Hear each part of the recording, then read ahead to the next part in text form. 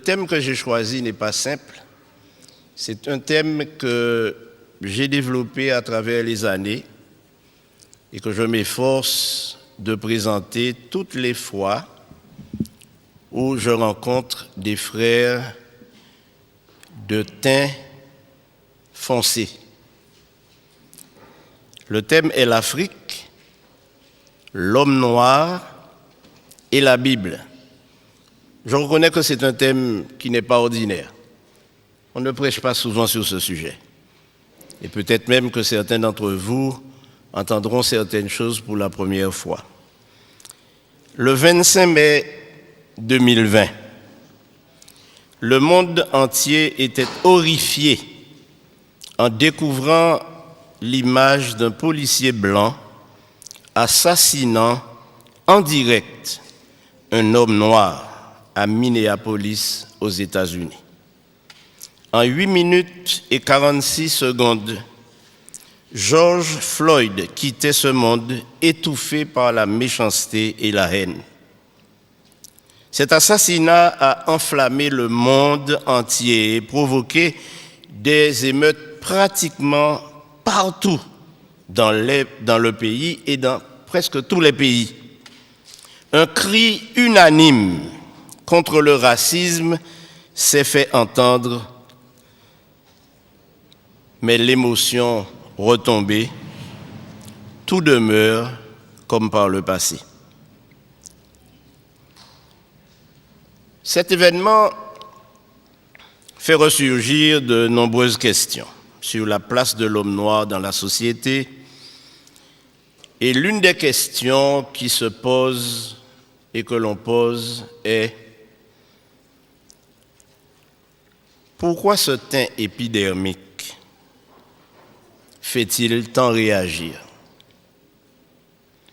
Une deuxième question serait: est-ce que l'Afrique existe dans la Bible? Ou est-ce que l'Afrique a un rôle à jouer dans la Bible? Je suis arrivé en Afrique de l'Ouest en 2005, exactement le 6 janvier 2005. Et après avoir parcouru les 11 pays de l'Union que j'avais été appelé à diriger, je me suis rendu compte de deux choses fondamentales.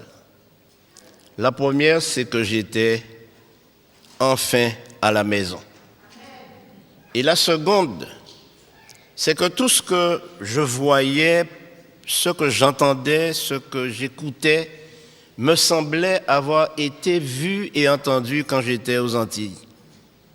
Et cela m'a fait prendre conscience que ce peuple parmi lequel j'allais vivre jusqu'à présent d'ailleurs, et cela fait 15 ans, est réellement un peuple spécial. De nombreuses fois, j'ai entendu des frères antillais faire des réflexions très négatives à l'égard de l'Afrique et des Africains.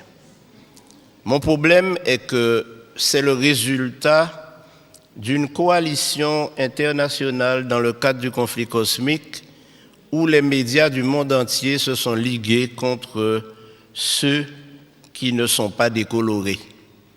Car en réalité, vous découvrirez à travers l'étude, malheureusement, le temps m'est compté, de sorte que je vais faire des raccourcis, mais je veux faire 3 déclarations qui vont vous pousser à réfléchir et peut-être à sonder les Écritures davantage. La première, c'est que la Bible a été écrite pour que les Africains sachent que Dieu est leur Dieu. La deuxième chose que je vais dire, c'est que le peuple d'Israël est un peuple noir. Et la troisième chose que je dirai, c'est que nous, Antillais, descendants d'esclaves, il y a probablement parmi nous des descendants des tribus d'Israël. Alors plusieurs fois nous avons dit, mais c'était pour les Juifs. Nous ne sommes pas Juifs. Nous ne sommes pas Israélites. Je fais la différence entre Israélites et Israéliens. Et qui sommes-nous? Et volontiers, nous nous décrivons comme des païens ou des païens convertis. Mais attention, pour répondre à toutes les questions que j'ai soulevées, et ne m'en veuillez pas, il faut commencer par répondre à une première question. Où Dieu a-t-il planté le jardin d'Éden? Alors certains me diront toutes sortes de lieux géographiques. Mais si nous lisons attentivement, et j'aimerais, frères, vous dire que lire la Bible n'est pas suffisant.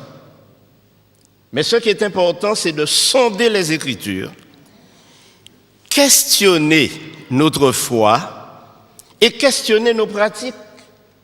Il y a plein de choses que nous faisons dans l'Église adventiste, que nous faisons par routine, sans nous poser de questions. Et il y a plein de choses que nous disons sans même raisonner ce que nous disons. Mais j'aimerais vous inviter à lire en Genèse chapitre 2 pour découvrir que le jardin d'Éden était en Afrique centrale. Si nous lisons, puis l'Éternel planta, au verset 8, puis l'Éternel planta un jardin en Éden du côté de l'Orient. Donc déjà nous avons une indication, ce n'est pas en Europe. Ce n'est pas aux États-Unis qui est une terre vierge et déserte et dont la prophétie nous dit qu'elle va servir à boire le fleuve de persécution lancé contre ceux qui ont fui l'Europe. Donc ce n'est pas aux États-Unis. Ce n'est pas en France. En Orient. Alors vous allez me dire, mais l'Orient c'est le Japon, c'est... Non. Il s'agit de l'Afrique. Et nous allons le découvrir.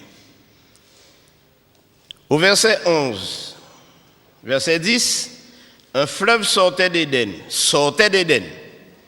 pour arroser le jardin.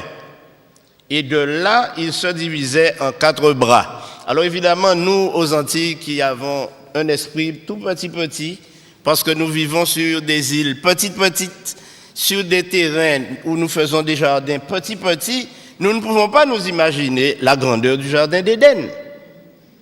Mais le jardin d'Éden, frères et sœurs, c'était toute l'Afrique du Nord, du centre, et cette partie qu'on appelle le Proche ou Moyen-Orient, qui est une invention totalement politique, mais qui n'a rien à voir avec la réalité, toute cette partie-là toute cette région faisait partie de l'Afrique. Et même sous le contrôle de l'Égypte, dont on ne parle pas beaucoup. Alors, comment identifier? Le nom du premier est Pishon. C'est celui qui entoure le pays de Havila, où se trouve l'or. Vous savez qu'aujourd'hui, lorsqu'on cherche de l'or, on va au Congo. Lorsqu'on cherche beaucoup d'or, on va en Guinée. Et si on cherche de l'or, on ne va pas chercher de l'or en Europe ou dans les régions glaciaires. L'or de ce pays est pur et on y trouve aussi le bdellium et la pierre d'onyx. Le nom du second fleuve est Gihon. C'est celui qui entoure tout le pays de Couche. Or, nous savons que Couche, c'est l'Éthiopie. Le pays de Couche, c'est l'Éthiopie. Et nous savons où se trouve l'Éthiopie, non? Vous savez? Mais c'est ce que nous dit la Bible, le pays de Couche.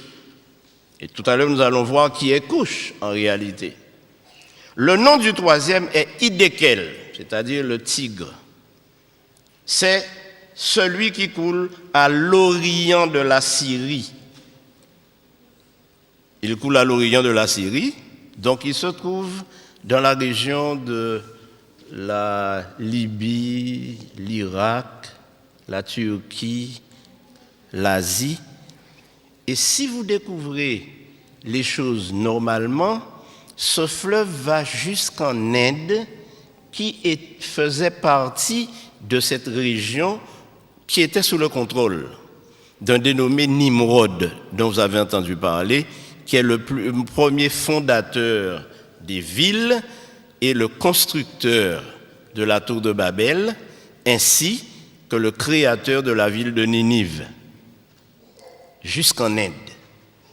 Et vous savez que les Indiens considèrent ce fleuve, ils l'appellent le Gange, mais si on cherche dans l'histoire, on découvrira que c'est un fleuve qui sortait d'Éden. Et bien sûr, le dernier, c'est l'Euphrate. Alors, que nous indique l'Euphrate?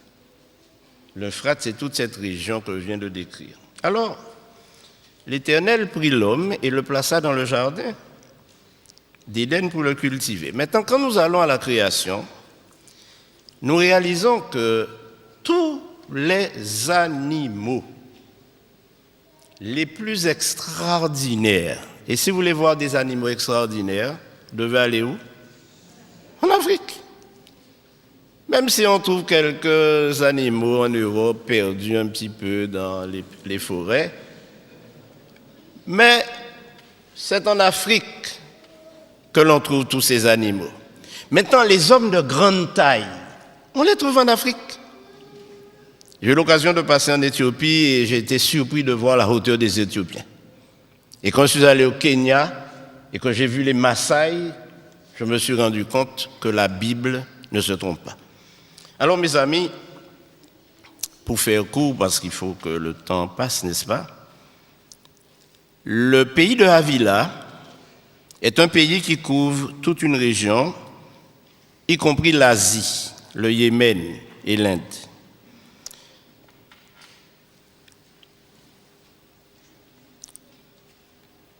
Je pourrais m'arrêter là et vous laisser partir frustré.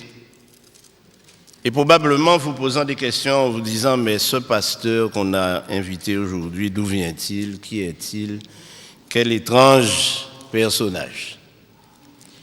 Mais vous savez, mes amis, je suis né dans l'église adventiste, mais je n'étais pas adventiste quand je suis né. J'ai grandi dans cette église et année après année, j'ai répété ce que dit mon église concernant la parole de Dieu. Mais le Seigneur m'a fait prendre conscience de la nécessité d'étudier la Bible sans préjugés. Et en tant que fils d'esclave, le premier préjugé que nous avons développé tous ou presque, c'est que tout ce qui est bon ne vient pas de chez nous, mais de l'extérieur, oubliant que tout ce que nous avons accumulé comme conception de notre religion vient du Code noir. Et le Code noir stipulait que les Africains ou les hommes de couleur noire n'ont pas d'âme, ne sont pas capables d'adorer et ils ne peuvent pas avoir un Dieu autre que le Dieu de leur colon, de leur maître. Donc, les hommes de couleur noire ne peuvent pas avoir un Dieu autrement que blanc. Et voilà ce que nous avons cultivé. Et jusqu'à présent, nos enfants, nous leur montrons un Christ blanc, nous leur montrons des anges blancs, et quand nous parlons de Dieu, nous pensons même déjà, nous l'avons déjà coloré en blanc. Mais mes amis, la Bible m'enseigne autre chose. Tout à fait autre chose. Et quand je lis la répartition des nations sur terre, je me rends compte que nous sommes tous cousins et cousines. Car nous sommes tous, mon cher Max, des descendants de Noé. Tous descendants de Noé, à travers ses fils. Or, le seul fils de Noé qui était un albinos, donc blanc, c'était Japheth. Mais Sem et Cam, ou Ham, puisque Cam c'est francisé, étaient noirs. Les Sémites sont des noirs. Les descendants de Sem sont des noirs. Et les descendants de Cam sont des noirs. Et c'est la Bible qui le prouve. J'aimerais très brièvement vous faire lire quelques textes. Soyez patients. Mais lisons Genèse 10. Et vous découvrirez un secret. Voici la postérité des fils de Noé. On appelle d'ailleurs le chapitre 10 la table des nations. C'est là qu'on trouve l'origine de tous les peuples, de toutes les peuplades qui aujourd'hui occupent notre terre de manière invariable depuis le déluge. Alors,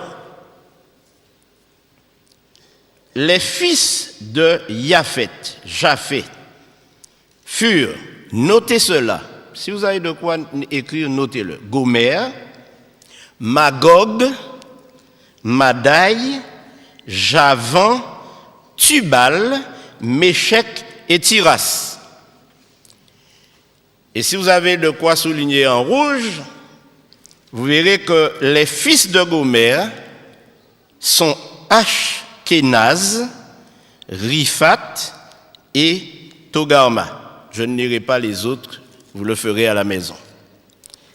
Mais ce qui est intéressant, c'est que au verset 5, il est dit, c'est par eux qu'ont été peuplées les îles des nations, selon leur terre, selon la langue de chacun, selon leur famille et selon leur nation.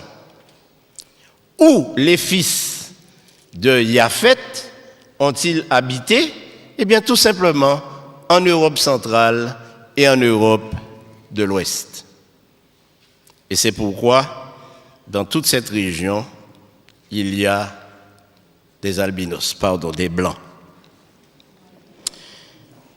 Au verset 6, nous lisons « Les fils de Ham, de Cham ou de Cam, furent Cush, Mitzraïm, Pout et Canaan. » Cela vous dit quelque chose? Cush, le père des Cushites ou le père des Éthiopiens. La Bible nous dit, un Éthiopien peut-il changer sa peau? Et quand on fait cette réflexion, on se réfère à quelle couleur? La couleur noire. Mitzraïm a donné son nom à l'Égypte. Donc c'est toute l'Afrique du Nord. C'est un fils de Ham.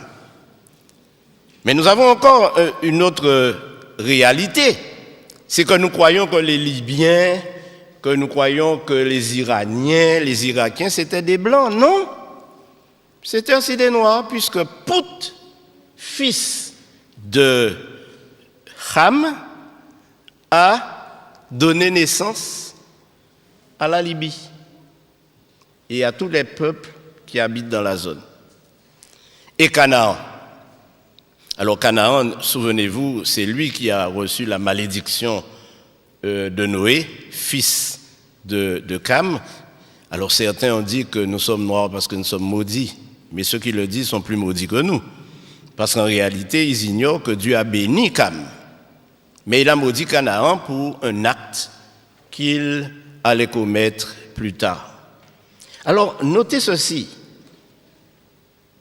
Cush engendra aussi Nimrod, c'est lui qui commença à être puissant sur la terre, donc c'est le premier roi de la terre, c'est lui qui a instauré le premier la démocratie, mais à travers la dictature.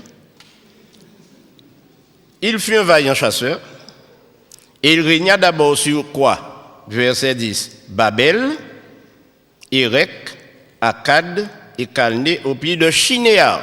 Maintenant, ce qui est intéressant ici, c'est de se rendre compte que nous sommes en Éthiopie, nous sommes en Nubie, nous sommes donc en Afrique de l'Est et nous sommes ici confrontés à un autre problème qui nous permet de découvrir que tous ces peuples noirs nous révèlent quelque chose. Et vous allez le découvrir. Canaan, au verset 15. Canaan engendra Sidon, son premier-né, et Heth. Alors Heth, c'est le père de la nation hittite. Vous avez entendu parler des Hittites dans l'histoire, qui étaient des Noirs, un peuple noir. Et il a engendré les Jébusiens. Mais Jébus, n'est-ce pas à Jébus que se trouve Jérusalem? Les Jébusiens sont les habitants de la région où Jérusalem existait. Et c'était des Noirs. Les Amoréens, nous les connaissons, nous leur avons fait tellement la guerre dans notre esprit lorsque nous lisons la Bible par rapport aux Israélites. Mais en réalité, ils étaient tous cousins. Et nous allons, si nous lisons tout le texte, nous découvrirons qu'ensuite les familles des Cananéens se dispersèrent. Or, les Cananéens, c'était des Noirs. Et nous découvrirons que dans la généalogie de Jésus, il y a plusieurs Cananéens. Plusieurs femmes cananéennes ont enfanté avec des Sémites ou des Couchites. Bon, maintenant, allons à Sem lui-même. Sem, au verset 21, il naquit des fils à Sem, père de tous, les fils d'Héber. Héber a donné son nom aux Hébreux, et frère de Japheth l'aîné. Les fils de Sem furent Élam, Assur, Arpascad, Lud et Aram. Au verset 25, il naquit à Héber 2 fils. Le nom de l'un était Péleg. Notez ce nom parce que, vous savez, quand nous lisons la Bible, frères et sœurs, nous ne la sondons pas. Lorsque nous arrivons sur les généalogies, sur le livre des Chroniques, nous passons au chapitre suivant ou au livre suivant. Mais lorsque nous lisons les généalogies et les chroniques, alors la Bible nous parle différemment et résonne dans notre esprit maintenant qu'il s'agit de nous-mêmes. Frères et sœurs, notre religion n'aura aucun sens si nous nous mettons à imaginer notre religion à travers la religion des autres. Dieu ne nous a pas été prêté par les Blancs, puisque Dieu est le Dieu des Noirs. Nous ne pouvons pas prétendre suivre une religion que nous avons reçue de ceux qui nous ont évangélisés. D'ailleurs, ceux qui nous ont évangélisés, ils ont commencé par nous tuer lorsque nous n'acceptions pas leur religion. Et j'aimerais vous dire que lorsque les esclaves ont été déportés de l'Afrique aux Antilles, en Amérique et dans les colonies, ils avaient une spiritualité. Ils adoraient Dieu. Ils le connaissaient. Et ce que le Code noir a fait, c'est de leur enlever ce Dieu qu'ils adoraient déjà pour le remplacer par un Dieu inconnu. Je crois que nous devons revenir à la parole de Dieu. Et en tant qu'adventistes du 7e jour, nous devons être à la tête de ceux qui annoncent la réalité de Dieu. Alors, mes amis, le temps ne me permet pas d'aller plus loin, je devrais m'arrêter. Mais j'aimerais quand même vous dire 3 petites choses, si vous me le permettez bien. Souvent, on pose la question, puisque le thème c'est l'Afrique, l'homme noir et la Bible. Je viens de faire des déclarations qui certainement ont fait bondir certains. Et je suis conscient que, à présenter des choses ainsi, on peut être questionné sérieusement. Mais alors, quand on considère le peuplement de la terre, on se rend compte que tous les Noirs, on les trouve en Afrique. C'est là. Si vous voulez chercher des Noirs, c'est en Afrique qu'il faut aller les chercher.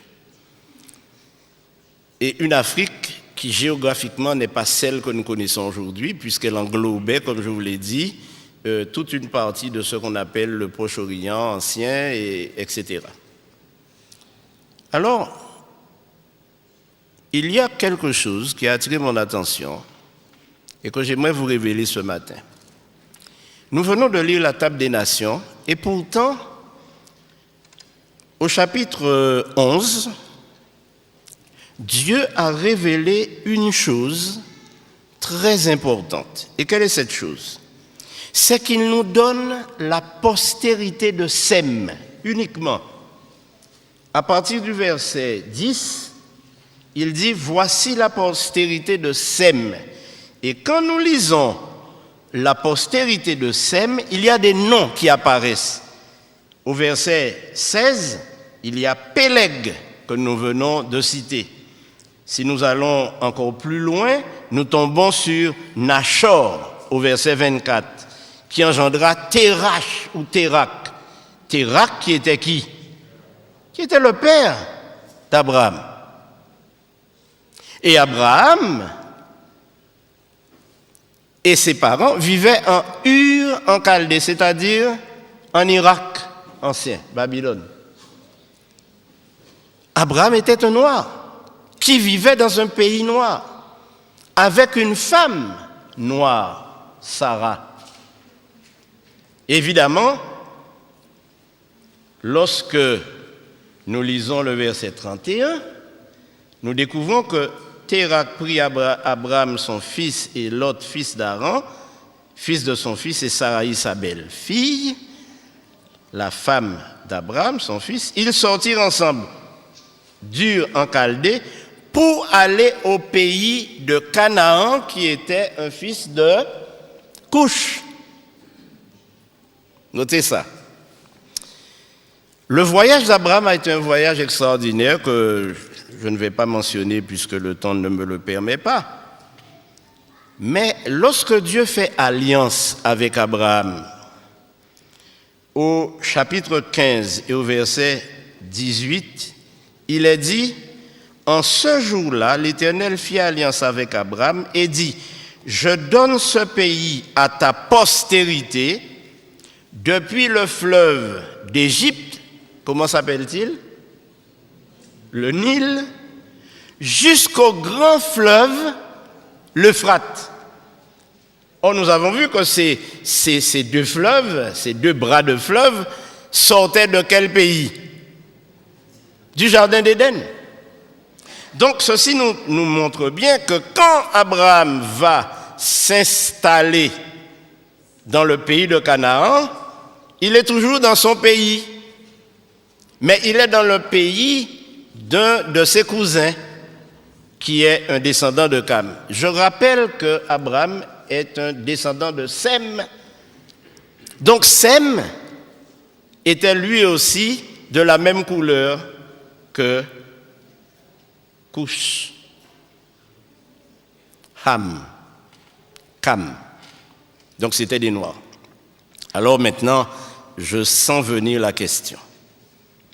Et je la sens venir de telle manière que, puisque je dois conclure, je tiendrai à votre disposition toute l'étude que j'avais préparée pour ceux qui veulent aller plus loin. Mais la question est, mais quelle est la couleur de Jésus? Qui ne s'est pas posé cette question? Une autre question pourrait être, mais quelle est la couleur de Dieu lui-même? Bon, je vous dirai, la couleur de Dieu, pour mettre tout le monde d'accord, c'est arc-en-ciel. Parce que la Bible nous dit que personne ne l'a jamais vu, mais lorsqu'on regarde son trône, le trône est entouré d'un arc-en-ciel. Donc on va dire que la couleur de Dieu, c'est arc-en-ciel. Mais j'aimerais vous dire, mes amis, que les choses ne sont pas aussi faciles. Dans le Nouveau Testament, nous trouvons plusieurs Africains. L'eunuque, par exemple, il était de quelle nationalité? Il était éthiopien. Donc, il venait du pays de Couche. Maintenant, quel est le plus grand et plus célèbre Africain que nous connaissons? Dites-moi.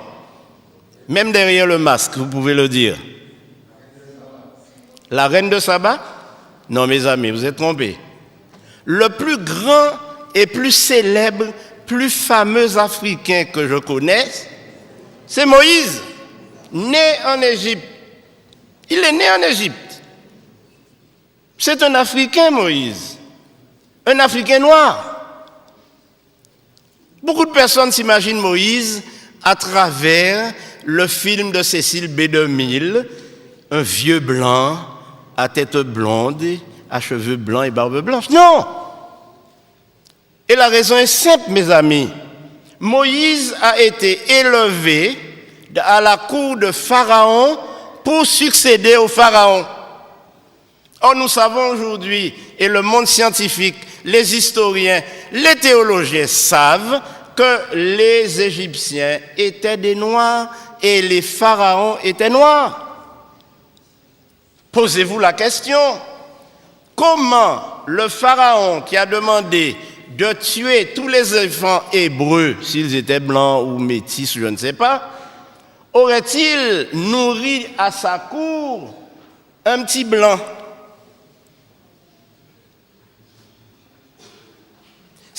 La fille de Pharaon savait qui était Moïse, un fils des Hébreux.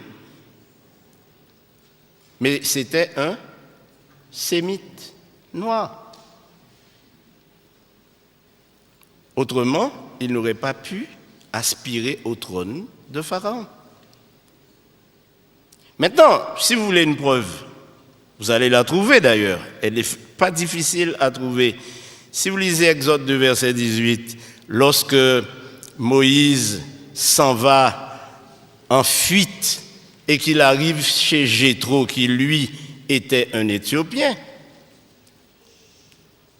lorsque Séphora retourne chez son papa, plus tôt que prévu, car ses filles allaient puiser de l'eau, et il y avait toujours des bergers qui les dérangeaient, et elles arrivaient toujours très tard. Mais ce jour-là, Jéthro dit, mais qu'est-ce qui se passe? Vous êtes arrivé trop tôt. Quelle est la réponse de Séphora? Un Égyptien nous a sauvés. Il nous a délivrés. Un Égyptien. Une Éthiopienne qui parle d'un Égyptien parle d'un cousin noir. Puisque les Égyptiens étaient noirs, elle n'a pas dit un Hébreu, elle a dit un Égyptien. Elle a pris Moïse pour un Égyptien. Donc Moïse ne pouvait pas être blanc, mes amis, même si nous voulons le blanchir. D'ailleurs, je profite de l'occasion pour dire à nos jeunes filles qui veulent absolument passer des produits pour enlever la mélanine, faire disparaître leur teint noir parce qu'elles ne sont pas assez jolies. Oh mes amis, lisez le Cantique des Cantiques. Lisez le Cantique des Cantiques. Je suis noir et je suis belle. Alléluia. Lisez le Cantique des Cantiques. Je suis noir, je suis belle. Ça ne veut pas dire que quand on est blanc, on n'est pas beau. Mais quand on est noir, on est plus beau. N'en déplaise, mes amis, de couleur. D'ailleurs, on les appelle ceux qui n'ont pas de couleur vraiment définie et qui sont clairs de peau, on les appelle des leucodermes, c'est-à-dire plutôt blanchâtres. Alors, Moïse était le plus grand noir célèbre que l'on connaisse. Et ceci a été prouvé par le plus grand savant du XXe siècle africain, qui s'appelle Cheikh Anta Diop, et qui a déterminé par ses études et prouvé au monde scientifique que la civilisation égyptienne et noire est la première civilisation du monde. Et aujourd'hui, quand nous parlons, nous disons que l'Afrique est le berceau de l'humanité, n'est-ce pas? Et si le berceau de l'humanité est en Afrique, ça signifie que Dieu a créé Adam et Ève en Afrique. Et quand nous disons que l'Afrique est le berceau de l'humanité, nous oublions malheureusement que l'Afrique a été à l'origine de toutes les sciences, de toutes les connaissances, à l'origine de tout ce que nous avons dans cette civilisation occidentale européenne, mais qui a été détruit lors des conquêtes. Et on a cassé les nez de toutes les statues égyptiennes pour qu'on ne voit pas leur caractère négroïde. Ainsi donc, mes amis, ne nous laissons pas embarquer, mais puissions-nous cultiver une religion authentique. Parce que vous savez que le vrai nom de Jésus n'est pas Jésus. Vous savez que Jésus est un nom grec. C'est le nom d'une divinité grecque. Les Grecs, quand ils sont arrivés et qu'ils ont conquis toute la région, qu'est-ce qu'ils ont fait? Ils ont changé tous les noms.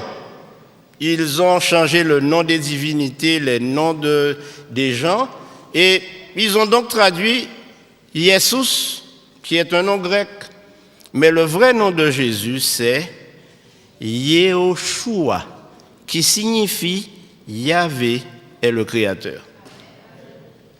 Et Yehoshua, qui est le nom de Jésus, qui est le nom hébreu de Jésus, nous rappelle une chose que nous trouvons dans le livre, dans l'Épître aux Hébreux, qu'il a créé toutes choses et que toutes choses demeurent par sa création. C'est pourquoi je vous invite ce matin à adorer Yehoshua, qui signifie l'Éternel est avec nous. Maintenant, dans le livre, dans l'Épître, dans l'Évangile selon Matthieu, il nous est dit, on l'appellera comment? Emmanuel, qui est aussi un nom francisé, qui signifie quoi? Dieu avec nous. Bon, personne ne m'a fait signe, donc je vais m'arrêter quand même pour être sérieux. Mais mes amis, il y a 2 généalogies de Jésus dans la Bible. Une en Matthieu 1er et l'autre en Luc 3. Ces 2 généalogies, je vous invite à les lire, à les comparer. Et vous vous rendrez compte qu'elles sont inversées, c'est-à-dire une commence par la fin et l'autre commence par le commencement. Mais pourquoi ces 2 généalogies ont été données? La première, c'est que la généalogie en Matthieu prouve que Marie est bien la mère biologique de Jésus et elle était noire. La généalogie de Luc montre quelque chose de particulier. Quoi? C'est que Joseph, le père adoptif de Jésus, était de la même lignée que David, que Marie. Parce que la Bible nous dit, Apocalypse 5, que le lion de la tribu de Juda, le rejeton de David, c'est lui qui est l'agneau immolé et qui nous donne la victoire. Et pour qu'on soit sûr que Jésus n'était pas issu de lignées parallèles ou hybrides, Dieu a fait que son père adoptif était de la tribu de David, il était de la lignée de David, donc un descendant de Boaz, qui a eu un enfant qui s'appelait Obed, qui est le père d'Isaïe, donc le père de David. Boaz était lui aussi un sémite noir. Maintenant, Ruth était moabite. Mais on se souvient que Moab est le fils incestueux de Noé et l'une de ses filles qui a fait dire à Dieu que les Israélites ne devraient pas se marier avec les Moabites. Ainsi donc, mes amis, en conclusion, il faut conclure, n'est-ce pas? À la question, mais quelle est la couleur de Jésus? Alors, si je vous dis que je ne sais pas, vous ne me croirez pas, après tout ce que j'ai dit. Mais ce que j'ai découvert en étudiant les généalogies, c'est que toute l'ascendance de Jésus, depuis Abraham, est de lignée noire, sémite et cushite. Alors évidemment, la conclusion est simple. Ne me faites pas dire que Jésus était noir, mais si vous me le faites dire, je le dirai. Mais pourquoi? Alors, il est intéressant de lire certains textes, vraiment intéressants. Et mes amis, je vous invite à lire la Bible, l'étudier, la scruter, chercher. Nous allons lire 3 textes qui seront pratiquement les derniers, avant la conclusion. Si nous lisons Daniel 10, verset 5. Daniel 10, verset 5. Et nous trouvons une description intéressante. Il est dit, le 24e jour, verset 4, du 1er mois, j'étais au bord du grand fleuve qui est lequel? Hidékel, donc le Tigre. Il était en Syrie. Je levai les yeux, je regardai et voici, il y avait un homme vêtu de blanc et ayant sur les reins une ceinture d'or. Son corps était comme de chrysolite.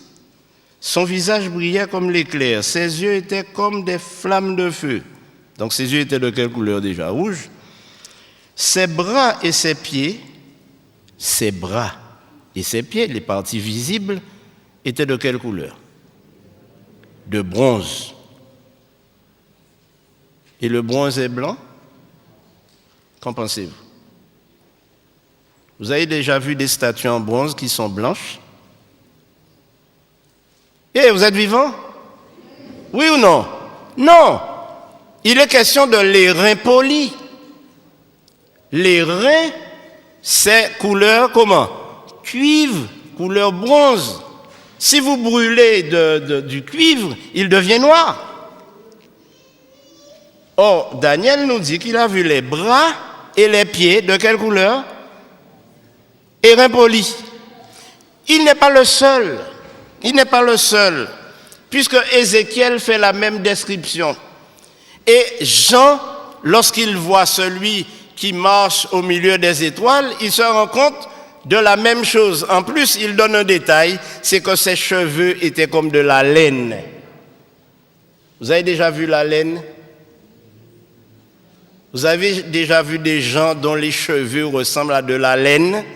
Une chose est certaine, mes amis, si je laisse pousser mes cheveux, ils ne vont pas devenir longs et lisses, ils vont devenir grainés comme de la laine, et même s'ils sont blancs, cela voudra dire que ce sont des cheveux de noir. Bon, je vous laisse tranquille parce que certains passeront un mauvais sabbat. Alors, en Jean 8, 32, le Seigneur Jésus-Christ lui-même nous dit,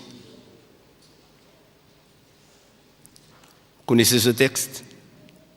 Vous connaîtrez la vérité et la vérité vous affranchira. Ce dont nous avons besoin aujourd'hui, frères et sœurs, c'est d'être affranchis de tous les concepts, de toutes les idées, de toutes les philosophies que nous entendons dans les sermons, que nous entendons dans les études, que nous entendons des gens afficher et affirmer. La Bible nous dit que le peuple noir n'est pas maudit, que le peuple noir fait l'objet de l'attention de Dieu, parce que Dieu s'est adressé à des Noirs. Alors vous me direz, mais et Japhet, et quand on va en Israël aujourd'hui faire du tourisme, il n'y a que des Blancs, c'est normal. Parce que les fils d'Askénaz, qui sont allés habiter dans les pays de l'Europe, de l'Est, entre la mer Caspienne et la mer Noire, dans le royaume Askénaz, ont été chassés. Et comme ils ont été convertis au judaïsme, il n'y a pas une goutte de sang sémite dans le sang des Askénazes qui vivent aujourd'hui en Israël. Ce ne sont pas des sémites, ils sont des Askénazes, fils de Japhet.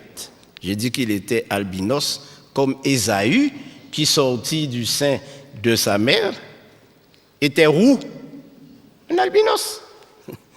Et Jacob, lui, il était normal.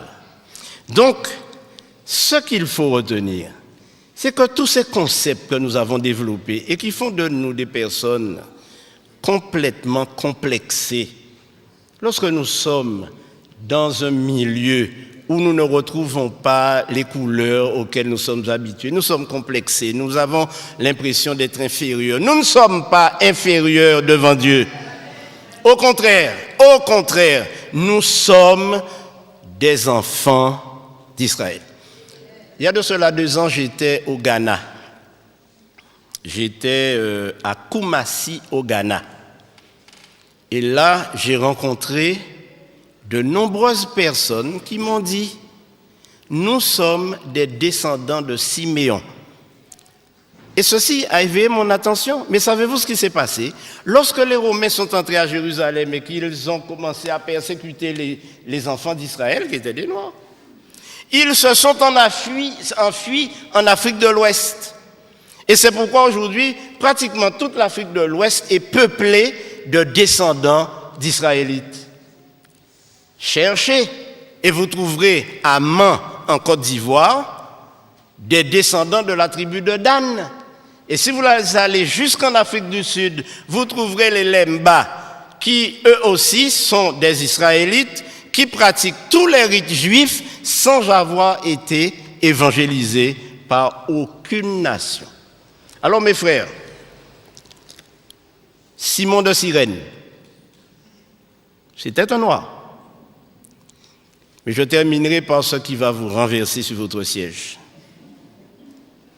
L'apôtre Paul était un noir. Et je vous donne la référence, lisez-la à la maison. Acte 21, versets 37 et 38. Quand l'apôtre Paul s'est présenté, on lui a posé la question, mais n'es-tu pas cet Égyptien qui soulève des foules? S'il était pris pour un Égyptien, Paul n'était rien d'autre qu'un nègre marron, comme moi-même. Ainsi donc, puissions-nous remercier le Seigneur. J'espère que vous avez pris plaisir à suivre cette étude. Ne faites pas la révolution parce que ce n'est pas le but, mais surtout, n'oubliez pas quelque chose. Notre mission en tant que peuple adventiste, de teint foncé, c'est de faire connaître Jésus. Et c'est d'annoncer son retour. Le Jésus qui reviendra sur les nuées viendra pour prendre avec lui toutes les nations, tous les peuples. Et c'est pourquoi il serait bon, mes amis, que nous lisions, malgré tout, Acte 17, 26 à 28. Et je vous promets que je ne vous ferai pas lire plus que cela, puisque j'ai largement dépassé mon temps, mais je ne souhaiterais pas partir sans que nous lisions ce texte avec un autre esprit et une autre vision. Acte 17, verset 28. Il a fait que tous les hommes, vivant sur cette terre maintenant, sortis d'un seul sang, il n'y a pas de race, il n'y a qu'une seule race. Il n'y a pas de race blanche, de race noire, de race bleue, de race jaune. Il n'y a qu'une seule race, un seul sang. Je ne connais aucun sang qui soit d'une autre couleur que rouge. Et la Bible nous dit, il a fait. Qui a fait cela? C'est Jésus. Que tous les hommes sortis d'un seul sang habitassent sur toute la terre, la surface de la terre, ayant déterminé la durée des temps et les bornes de leur demeure. Il a voulu qu'ils cherchassent qui? Le Seigneur, et qu'ils s'efforçassent de le trouver en tâtonnant, bien qu'il ne soit pas loin de chacun de nous. Amen. Car en lui, nous avons la vie, le mouvement et l'être. Un jour, le Seigneur apparaîtra et nous serons surpris de le voir. Personnellement, le chant que j'aime le plus dans les hymnes et louanges, qui est un recueil de chants douteux, c'est le 512. Voir mon Sauveur face à face. C'est l'objet de ma prière. Qu'il soit blanc, jaune, bleu, rouge ou noir, quand je le verrai, je le reconnaîtrai, parce que c'est mon Sauveur.